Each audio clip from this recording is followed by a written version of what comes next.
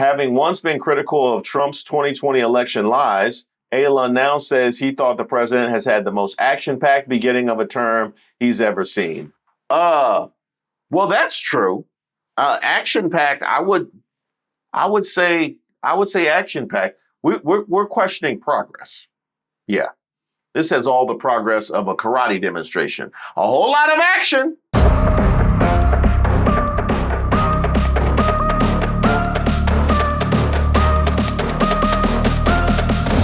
Hey, shout out to all of the subscribers and members here on the channel. My name is Reese Waters, and I'm troubled. We all know the rhetoric we heard from a great number of Latinos going into the election. I will go for Donald Trump.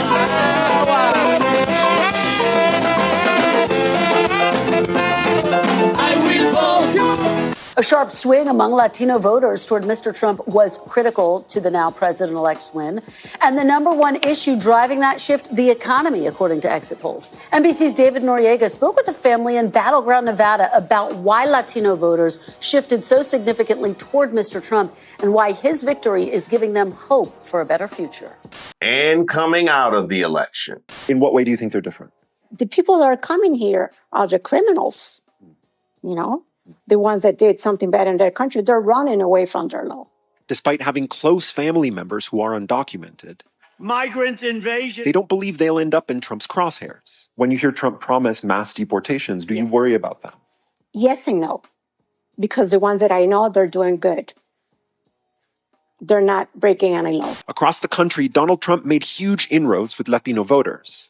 According to NBC exit polls, 55% of Latino men nationwide voted for Trump, a 19-point jump from 2020. Among Latina women like Mireya, an 8-point gain. And while Vice President Harris won a slight majority of the Latino vote overall, Trump increased his support 14 points from the last election. The top issue among Latino voters? Like it is for the Alvarez family, the economy, with immigration a distant fourth. And as I listen, it's just really interesting to me that it's like they played their little white card on election day and they're about to find out they're people of color. Say what you want about America, land of the free, home of the brave. We got some dumb motherfuckers floating around this country. Dumb motherfuckers. Yeah.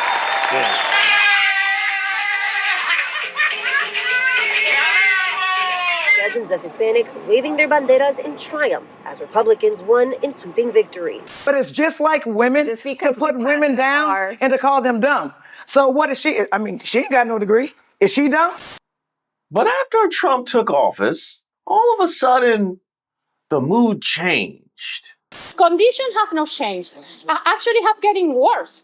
At a press conference in Doral Monday, Venezuelan Americans denounced the Trump administration and South Florida Republicans. More than betrayed. Beyond betrayed.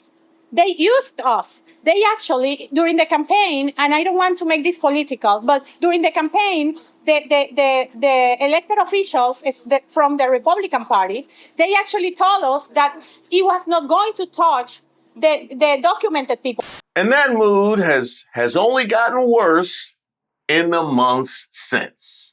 Para mí significa mucha angustia. Suriane Iriarte told me it's been nothing but frustration since the Trump administration revoked her TPS issued in 2023 this weekend. Nosotros nos sentíamos un poco más protegidos. We felt protected having TPS. We had a work permit, Social Security. We could buy a house and more, said Iriarte. If 300,000 people lose their status on their TPS, many businesses are going to suffer. At a news conference in Doral, Venezuelan organizations addressed that this community has invested in this city where most Venezuelans came fleeing the dictatorship of Nicolás Maduro. Maduro claimed victory at a presidential election last year, though the U.S. did not recognize his victory. We have a lot of TPS applicants and holders that have been part of our community, have businesses, are running businesses, are paying taxes, are contributing every day. Doral Vice Mayor Maureen Porras told me revoking TPS is disheartening. our local economy is going to suffer, and our fabric as the city of Doral is going to suffer as well. What's powerful now is that it's not just them, but it's also American citizens. Now, the fear is now also translating within American citizens because I think, look, for so long, Americans, I think, were able to kind of distance themselves from migrants and the border and immigration. Some of them were able to tap into Donald Trump's fear mongering. They believed it. Now, suddenly, what you're seeing is this reckoning that Gilmar Abrego Garcia could be any one of us. No, it could be us. No, this idea that the more that this administration weakens our democracy, the likelier they are to go after every single one of us. One more time for those in the back. Now, suddenly, what you're seeing is this reckoning that Gilmar Abrego Garcia could be any one of us. No, it could be us. No, this idea that the more that this administration weakens our democracy, the likelier they are to go after every single one of us. No, this idea that there's no due process simply means that at any point, whether you are undocumented or not, a citizen or not, this administration can look at any one of us and say, this person looks like a criminal. This person looks like a pro-Hamas person. This person looks anti-Christian for being gay. And so I think that, to me, is the moment we're in, where that fear suddenly is now also reaching American citizens, and they're potentially waking up. So imagine my shock and surprise when I saw this. It's not personal. Trump's deportation efforts find support among South Florida Latinos. Now, this was not something that came about last year. This was not something that came about at the beginning of this year in January. No, this is a report that's coming about now from a community from which we have seen both Venezuelans and Cubans talk about feeling lied to, bamboozled, and run amok from MAGA and the Republican administration on what their intentions are. Still, we see this kind of rhetoric. Support for deportation. The issue is that Haitian migrants are here on the same type of visa as Venezuelan, Cubans, and many other Latinos. They are fleeing and seeking asylum and parole from the country for whatever reason, that whatever's happening at their country. But they felt safe. Latinos felt safe for some reason, thinking that with the picture that Trump painted, they wouldn't be affected. Boy! Throughout the campaign, it was hashtag Haitian here, Haitian that. And I could swear that the moment that Trump took the office, that the man was going to get in his plane and personally go to Springfield, Ohio, and drag those Haitian out of there and take them back. The way that man ran his campaign based on Haitian, that's what I thought he was going to do. Guess what I keep seeing on my post, my page for you and all? Venezuelan, Cuban, Latinos, hashtag Mexican, all that. Where are my Haitian people at? I'm not trying to bring attention back to you, Haitian. You know, no. But the point of this video is how easy it was for Trump to sell you guys on BS. How did you think you were exception to the rule because Haitians were black? I'm confused as to how you distance yourself from all his campaign with the things that he said about mass deportation and who he was going to deport. Why did you think you were exception to the rule? The migrants. I'm confused. So I would like to have someone explain to me as to why you thought when Trump ran his campaign based on getting rid of the migrant, you did not think it applied to you, Cubans, Venezuelans, or any other Latinos that fell under that category. In Hialeah, Florida, a city that's 95% Hispanic, only 3 residents showed up at a recent city council meeting to speak against a partnership with the federal government to enforce immigration laws. The police departments in Hialeah, where 3 out of 4 people were born abroad, and Coral Gables, where the majority of Hispanics, mostly of Cuban descent, have entered into agreements with U.S. Immigration and Customs Enforcement with very little visible pushback. Now, keep in mind, they're talking about 3 out of 4 people were born abroad. This comes at a time when we have seen the idea of due process questioned from people who enter into this country illegally and people that have broken the laws. But when due process is on the table, then it becomes a whole chicken or the egg thing now, doesn't it? And if you end up on the opposite side of that, they will double down and do their damnedest not to bring you back. That's what we're talking about. Unos chilaquiles candiles, no crema. Jose Lopez is the owner of Los Candiles, a Mexican restaurant in Little Village. We feel like our employees, us as well, we feel threatened, they're scared. We're scared, there's you don't know if you're coming back, if you're leaving home to work and you're gonna make it back, That's a fear. Our business hasn't been as busy, so I'm seeing a little more of carry-out orders taken in place. I feel for the people. That's at the end of the day, I feel for the people. It's not fair and it's not right for them to, not knowing if they're going to make it home. You don't know. You're going to go to work or you're going to go out to eat, pick up your kids from school. And if you come across that situation, you don't know if you're going to make it back. That to me is a big concern. Does that sound familiar? It's a similar story at the Discount Mall, an indoor market in Little Village. Sí me da miedo perder mi negocio porque a mí me gusta trabajar, pero como está esto, pues, porque para estar pagando sin vender no me conviene. Y es para todos. O sea, todos los negocios estamos igual. No, ha habido veces que nos vamos en ceros porque no vendemos. Pero venimos al otro día con la esperanza de vender algo. La gente, yo creo, tiene miedo de salir o a todos nos está afectando porque no vienen a comprar. President Donald Trump's doubling of immigration arrests and ramping up of deportations could have a disproportionate impact to South Florida, home to some of the nation's largest communities of Cubans, Venezuelans, and other Latin Americans. But reaction here to Trump's crackdown has been far more muted than during his first term, reflecting both the rightward shift of Latino voters and a belief among some that restrictive border measures are necessary. Quote, I understand some people feel a little bit betrayed because most of us voted him in, said Frank Alon, a 41-year-old sales representative from Miami. I feel like a lot of these people are taking it very personal. And it's not personal. It's just that you've got to understand that this has been an open border for many years. And I would like to add, it continues to be. How those white South Africans doing? Yeah? Y'all good? All right, cool. Yeah, Frank. Still open. For some.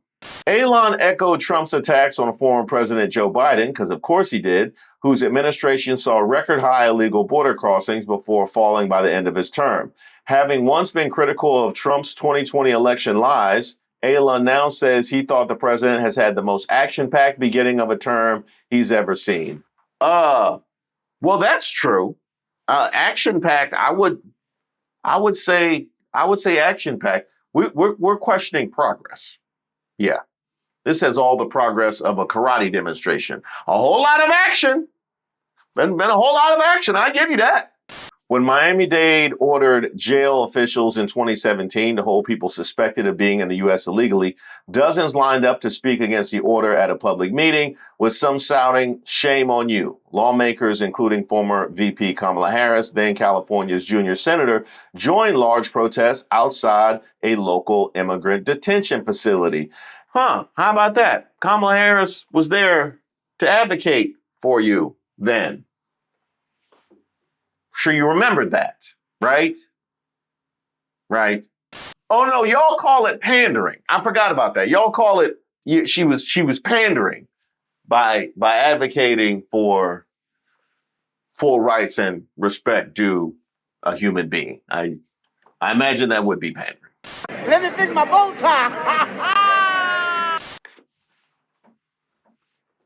Now in Trump's second term, the protest movement is splintered, but there's also been a broader political shift in South Florida and Latino communities. In the November election, 7 in 10 Hispanic voters in Florida said they favored reducing the number of immigrants who are allowed to seek asylum in the U.S. when they arrived at the U.S. border, according to AP Votecast. That was in line with Florida voters overall. In 2024, Trump won not just Miami-Dade County, but the central Florida counties of Seminole and Osceola, where many Venezuelans have immigrated, and made inroads in heavily Puerto Rican areas of Pennsylvania. He also flipped several South Texas border counties that were Democratic bastions for decades. What initially catapulted Trump's popularity in South Florida was his stance on the socialist governments that many exiles and their families fled, along with his focus on boosting growth and reducing prices. But at a rally in Miami days before announcing his third White House bid in November 2022, Trump said that, contrary to the belief of some, Hispanics liked his vows to crack down on illegal immigration, which, by the way, is something that we have seen over the course of the last several months. Just because you're a Hispanic doesn't mean you want to be forced to live with terrorists. Latinos back Trump's deportation push.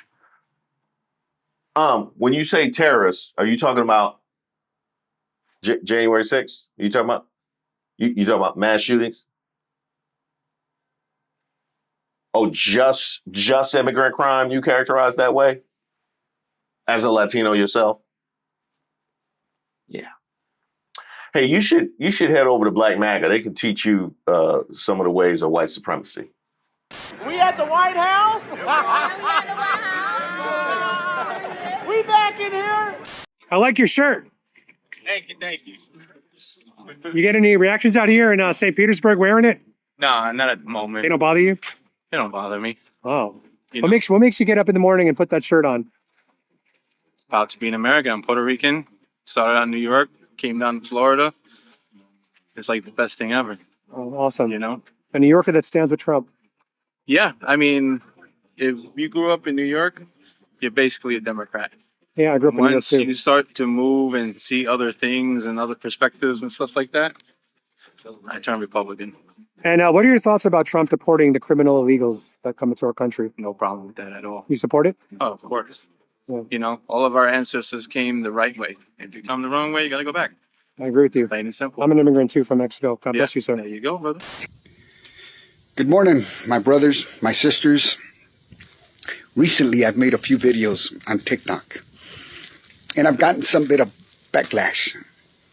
Basically because I'm for and I support the immigration. Everybody's entitled to their opinion. But I thought I'd give you a little bit of history as to why I'm for it. First of all, I wasn't born in this country. I was once a foreigner as well. English is not my first language, it's my second language. And just like them, I was also frowned upon. See, the thing is with me is that when I came here, somebody gave me a hand, gave me an opportunity. As time went on, things went well for me. I joined the military, I served my country, and now things have looked up for me. Probably more than I deserve. But just because now I'm a citizen, I just can't refuse the hand to my brother, the immigrant. I cannot.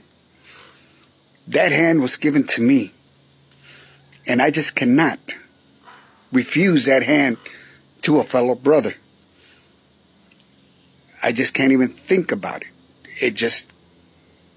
I can't.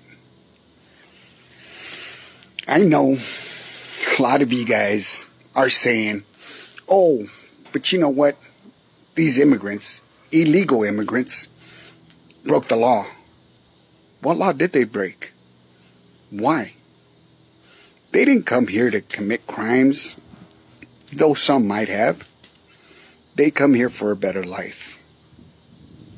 That's the law that they broke, looking for a better life.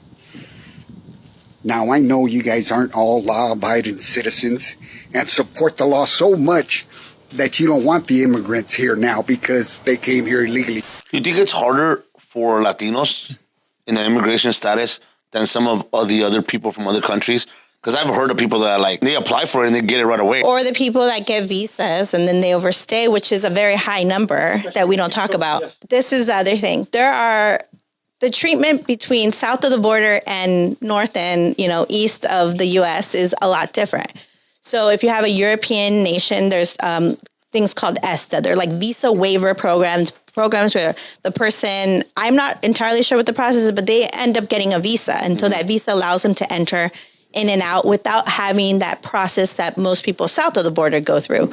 South of the border, you're having to show several elements like your income, your ability, your education level, your family history, and whatnot, and wait years to get a visa to come into the U.S. Immigration is so complex that when we think about it right now, we're thinking about just Latinos, right? And people see it as that. People probably listening are just thinking, oh, Latinos or, Hispanics. But it's so complex that you're not taking into account refugees that came from asylum from Ukraine. There was like 30,000 people that came from Ukraine, but you don't see that. That's funny. I don't think ICE is aware of that at all. We should send that video to ICE. Yeah, because they don't. Yeah, I think they have no idea that immigrants come in multi-flavors. When I talked about the border, you know who the biggest fans of that were? The Hispanics, Latinos. They knew more about the border than anybody. They knew more about it, everybody said. Oh, he's going to hurt himself with Hispanics. Actually, it turned out to be the exact opposite. Barbara Canales, a 49-year-old certified nursing assistant who lives in Hialeah, said her mother brought her as a young girl from Honduras with a visa and overstayed. It took them many years to legalize their status and to be able to bring other family members. That's why I totally agree that you need to take illegal immigrants out of the United States. I'm sorry, but they should do it. Adding that she feels most of the migrants arriving in the past few years are different. When you come in with a visa, it's a totally different story. Canales says that while the Republican president has made immigration his signature issue, previous Democratic administrations have been just as willing to enforce immigration laws and deport people who had built their lives in the U.S. Former President Barack Obama earned the nickname Deporter-in-Chief from advocacy groups who oppose his use of enforcement. It's a reality that if you're here breaking the rules, you have to suffer the consequences. Why do Cubans vote Republican? Well, I get asked this question a lot every time I make a post explaining the Republican Party and what anti-immigration laws that they pass, and comes up with the comments, well, the Cubans are the one that votes for the Republican Party. Why do they do that? Allow me to explain. Now, I'm not speaking for every Cuban, but I am explaining why a lot of Cuban Americans do vote Republican. And this primarily has to do with the fact that the Republican Party aligns themselves more with anti-communism than the Democratic Party. And since Cuba is a communist country and the Cubans that come to America are anti-communism, they align themselves politically more with the Republican Party than the Democratic Party. That's reason number one. Miami is particularly well known for its community of Cuban exiles who originally fled the government of communist leader Fidel Castro. About 2/3 of Cuban voters in Florida supported Trump in 2024, according to AP Votecast, while about 1/3 supported Harris. And by the way, I dealt with the fate of the overwhelming Republican Cuban support in a video all its own. Del voto conservador, cuyo candidato realizó su...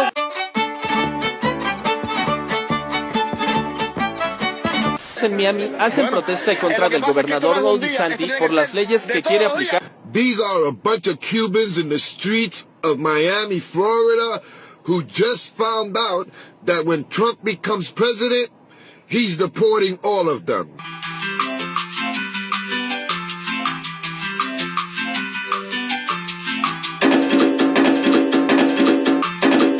I look so good in the red.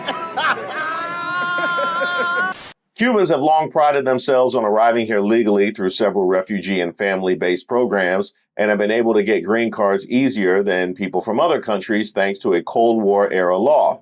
After Obama ended the wet foot, dry foot policy that considered any Cuban who set foot on dry land to be automatically a legal arrival, Cubans leaving for the U.S. have found more obstacles. It did not stop many from coming. And he's absolutely right. It did not stop many from coming.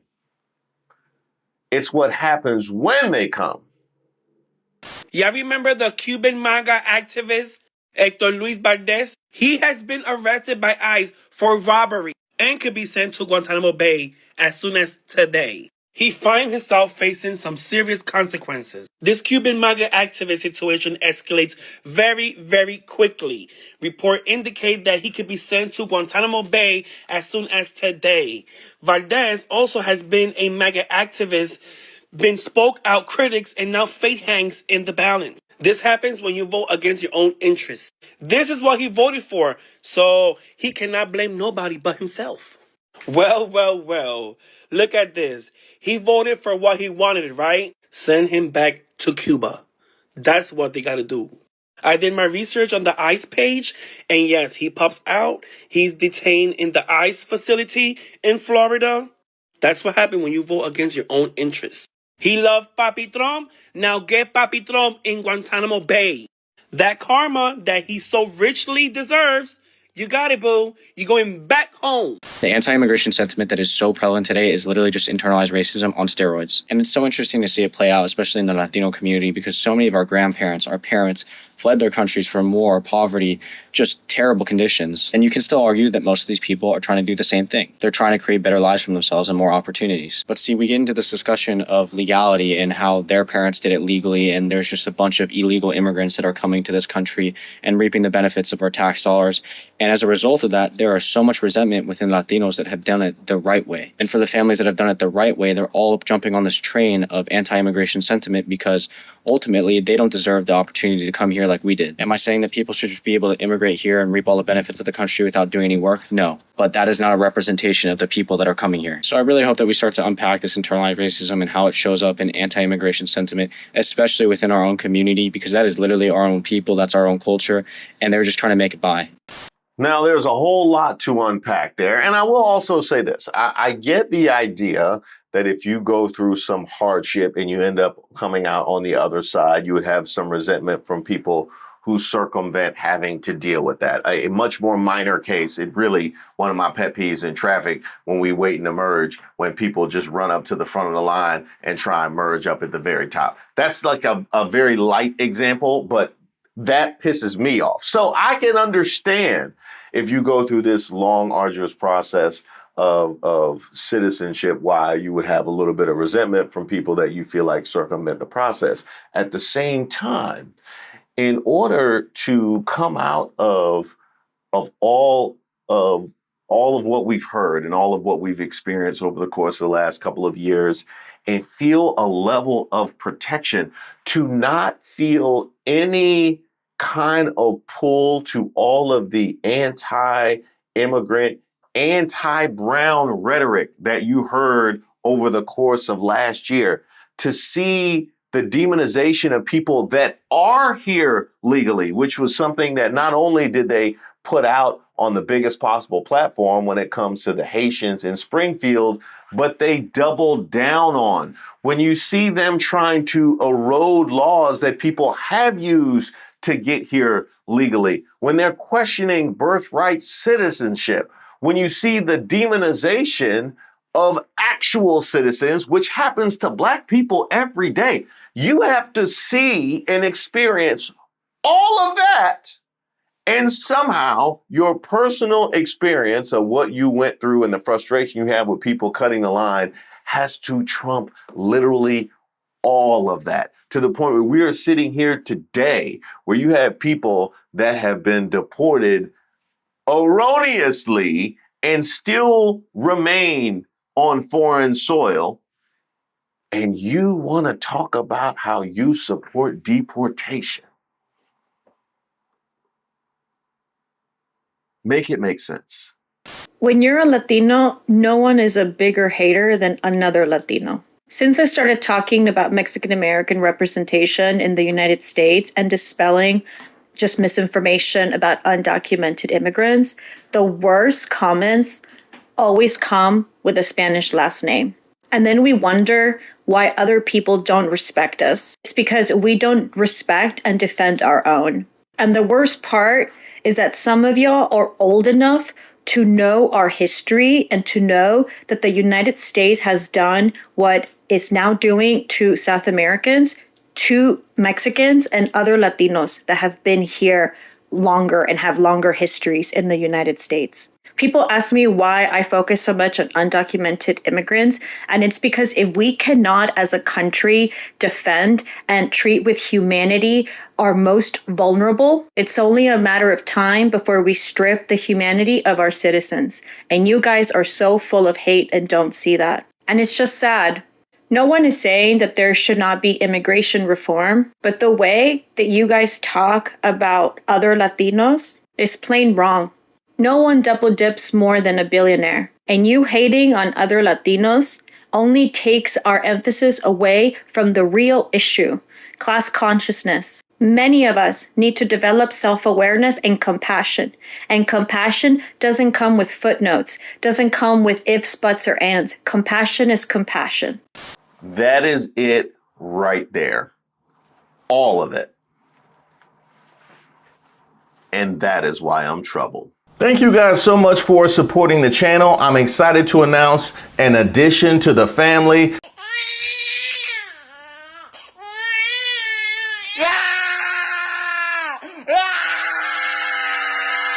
No, not that kind of addition to the family. At least I don't think. Hey, baby! No, this will be in addition to our professional family. I'm excited to announce the new Patreon page. That is patreon.com/Reese Waters. For those of you that are looking for another option for membership, you're looking at some of the perks and bennies of membership over on YouTube, like early access to the videos, some of the videos that I post throughout the week that never hit the main timeline. You're looking for access to the members only lives or the back catalog. All that good stuff is now also available over on Patreon. There's also some Patreon exclusive things like the community chat function, which is kind of like our premiere that never ends. If you were looking to discuss the goings on of the day throughout the day, just like we always do in the live chats during the premieres, now you can do it. I'll be over in those chats. The mods will be over in those chats. So you'll be able to enjoy that as well. Patreon also allows me to release a newsletter weekly. Now there's a monthly newsletter that I've spoken about previously that will still be going out and everybody will be getting that. But there'll also be a curated weekly newsletter as well with some of the content that either has been left out or going a little bit further than some of the videos that we put on the timeline. You can sign up for that over at Patreon as part of their exclusive offerings. And if you would like to give Patreon a try, we're excited to offer a discount for the first few months of membership.